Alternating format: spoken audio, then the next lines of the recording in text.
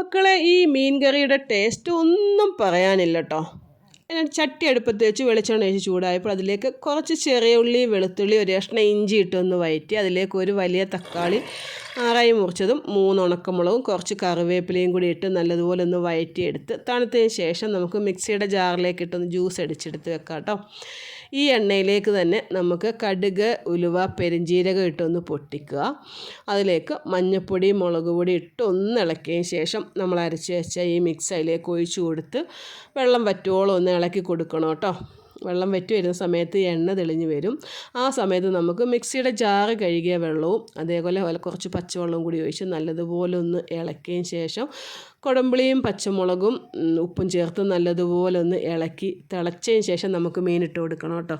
കാരണം ഇതിൽ വേവാനൊന്നും ഇല്ലാത്തത് കൊണ്ട് നമുക്ക് തിളയ്ക്കുമ്പോൾ മീൻ അതിലേക്ക് ഇട്ട് കൊടുത്താൽ മതി. എന്നിട്ട് മൂടി വെച്ച് നല്ലതുപോലെ ഒന്ന് തിളപ്പിച്ചെടുക്കുക. ഇപ്പോൾ മീനൊക്കെ വേകുന്ന ഒരു ടൈം നമുക്ക് എന്തായാലും അറിയാമല്ലോ. സത്യം പറഞ്ഞുകൊണ്ടല്ലോ, ഈ മീൻ കറിയുടെ ടേസ്റ്റ് ഒന്നും പറയാനില്ല. മീൻ കറി നമ്മൾ ഇന്ന് കൂട്ടുന്നതിനേക്കാൾ നല്ലത് നാളെ ഒന്ന് കൂട്ടി വെക്കണം. എന്താ ടേസ്റ്റ് എന്നറിയോ?